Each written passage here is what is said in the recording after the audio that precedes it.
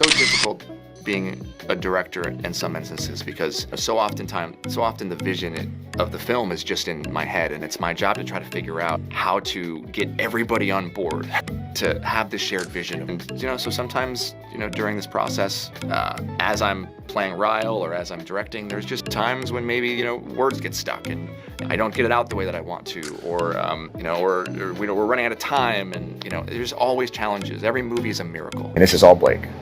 Like I said, Blake was involved in all aspects of this production, and she is also a marketing genius. Her and Ryan together are something else. But this was all Blake, and she knew that the song would work, and she got Taylor to do it, and I was just had nothing to do with it. I was just so grateful that Taylor agreed. And dream team. The soundtrack is amazing, like 10 out of 10. Oh, baby, let me break it down for you because the tea is piping hot.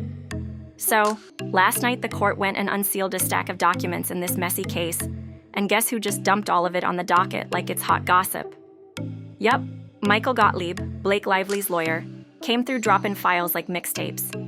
I've been digging through some of this juicy mess, and baby, we need to talk about what really went down, not just on that movie set, but also during the promo circus, and before they even started pushing this film. Now, y'all been hitting me up asking, what's even defamatory about fans saying the film's marketing was out of pocket? Like, where's the lie in calling Blake out for how she tried to push this movie? But listen, none of that fan chatter was even in Melissa Nathan's playbook on how to clean up the chaos Blake stirred by dropping shady lil stories to the press about Justin Baldoni. Okay, now hold up. Let's rewind this drama real quick. So, if y'all remember, Sis had him signing papers back in November 2023. Yup, Blake had that doc lined up real official, laying out all the protections she wanted before she even stepped foot back on set. And baby, that paper gave her major boss moves on this film, like so much power that even Justin Baldoni had to acknowledge it by January. Now catch this. Before they even resumed filming, before that now infamous penthouse meeting where rumor has it, Ryan Reynolds went full-on screaming and hollering at Justin. Justin was already telling his crew he was stressed, like big stressed. He was saying he had to figure out how to move through this whole mess after Blake finessed that doc to snatch control. And get this, on January 2nd, Justin texts his boys like, I ain't seen Blake face-to-face since the safety letter drama. I'm feeling all types of ways. She used that claim to flip the whole production in her favor. Hugh, it's giving power play.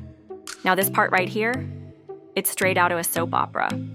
So Justin was out here pouring his heart out in texts like, I'm trying to keep it together, steer this ship like a captain, but the whole damn boat feeling hijacked. He's basically saying he's stuck trying to give Blake almost everything she wants, while still trying to hold on to some shred of his own creative vision. And starting that Friday, he had to show up and act alongside a woman who, according to him, would weaponize anything he said or did. That's deep. He even admitted it was terrifying, but said he felt some kind of spiritual protection. Then he opens up the chat thread again like, I need support, y'all. And boom, his people come through. Somebody said they were literally at the temple and would pray for him. Then a flood of love started rolling in. From friends, from his co-star Adam, even from Rainn Wilson. Like folks really rallied around him. The vibe was crystal clear. Justin believed Blake was out here twisting everything to tighten her grip on the film. And remember, this was all going down before filming even picked back up. January 2nd, and he's already waving the red flag. See, this ain't some petty made-up after-the-fact sob story Justin cooked up post-December 2024. Nah, this was his mindset way before that. Let's make that clear. Now let me take y'all behind the curtain for a sec, because back when the movie was actually being promoted, baby, the convo happening online was nothing like the quiet little crisis scripts Melissa Nathan was drafting to maybe spin against Blake later, and that's where things start to get real shady. I finally clocked why they've been so pressed to loop Shasti Flott into all this mess. It's because the internet started popping off about how Blake and Ryan were trying to sell this film like it was some soft, flowery lil summertime rom-com.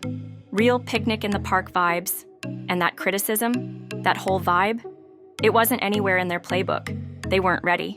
Matter of fact, most of what they were doing behind the scenes was scrambling, trying to pivot and deal with the real issue. Leslie Sloan was out here shopping a story, so all that chirping online, that wasn't no random backlash.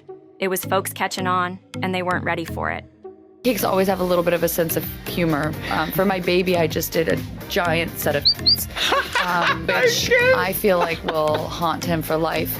But what do they want at 1? Like, he can't declare what he wants. Yeah. What he wants at Really? 1. Yeah. I'll show you a picture after. They're pretty Oh, I amazing. need to of see the cake, that. not of the mine. cake. Of your Also cake. amazing, though. Well, I Oh, now this is where it gets real grimy. So check it.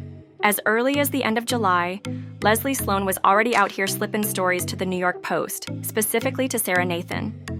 Yes, that's Sarah Nathan, the same one Blake's team later tried to drag into court with a subpoena, claiming she had nothing to do with the article or its sources. Baby, the math ain't mathin'. Then we got these messy little receipts. Text messages between Melissa Nathan, Katie Case, and the whole Lil Tag Team crew from back on August 12, 2024. Texts that even Brianna Koslow and maybe writer Tatiana Siegel got a peek at.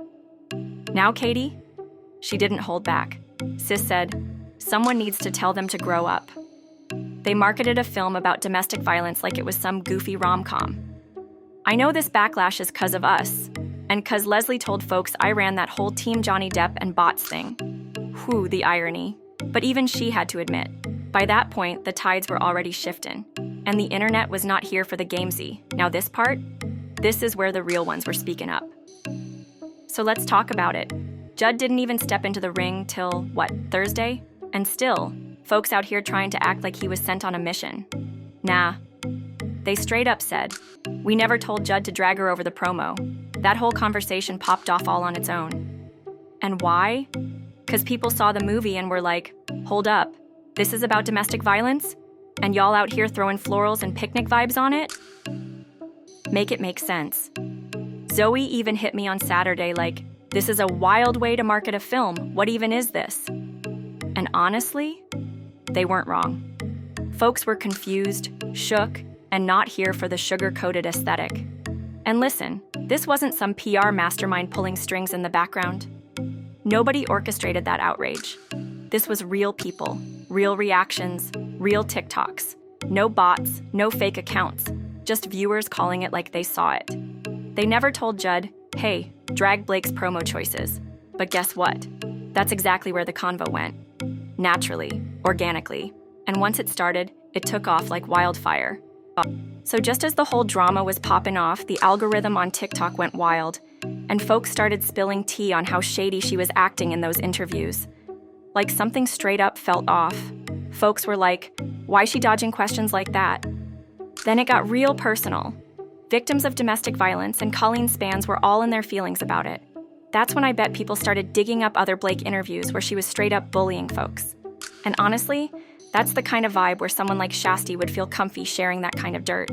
'Cause sometimes as a journalist, you gotta keep your mouth shut about what you know. Protect your sources, keep those connections tight. But you can tell this situation had Shasti heated, no doubt. So Shasti found that spot to let it all out, no filter, just straight up organic vibes. Then Blake drops this interview, totally brushing off a question about how she'd handle folks reaching out about domestic violence. Girl, it came off cold, like she didn't even care or see the people. She basically lit the whole damn fuse with how she rolled it out. Her dismissive attitude toward victims, that was the spark.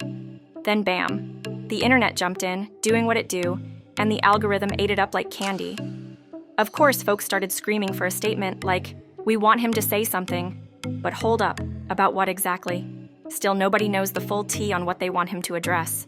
The mystery's still cooking. You know, you have to stop saying that you're going to move to Canada whenever you're mad at something in the U.S. As a Canadian, I'm sorry, but no, you can't. I know we're friendly, but Canada's not your safe house. I mean, we barely let Canadians into Canada anymore, so please, pick somewhere else. I hear Finland is really lovely this time of year. So, does the Justin crew want us out here trying to squash these fights on set rumors? They stay hella cautious, but they talk to Bologna, and girl, I can't get a straight vibe. Turns out they weren't even the ones tossing those fight stories out. Nah, that was all Blake's mess. Now here's where it gets real clear in the back and forth. After they pushed Wayfair hard to drop a statement, then finally got him to chill and not put one out of nowhere, Ryan Reynolds steps up. Yes, Ryan Reynolds starts sneaking tea to the Daily Mail, spilling all about how trash the movie was, how he had to swoop in because the script was a hot mess. Can you believe that? Remember that letter Ryan sent to the cops in Vancouver, talking about how he needed to save pedestrians, rescue folks on the street? Now he's flexing that savior complex again, but this time he gotta save the whole damn movie. But meanwhile, Ryan's out here telling the public if he hadn't jumped in and rewritten parts of the script, this flick would have straight up bombed and been a disaster. He had to save it. For his wife, no less. Like, his wife needed rescuing to shine, to make her career pop off. Justin, he's sweating all this, big time. Then Blake drops some text receipts in her amended complaint. One convo where Justin's like, "My partners want to flip the script on this leak this morning." Ryan saying the script was trash, but he saved the movie. But girl, that convo? She left out some juicy parts. Melissa chimes in, "Nah, it's actually working in our favor. Ryan's looking bad, playing right into the narrative that they're the problem. It's good for us, bad for them."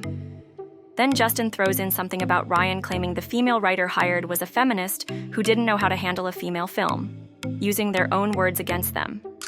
That flip? Easy. Thank you, next. Drop your thoughts in the comments below. Let's talk about it. If you're feeling the vibe, hit that like button. And if you're new to the fam, make sure you smash that subscribe button. Don't forget to hit that notification bell so you're the first to know when we drop the latest and greatest. Thanks for tuning in.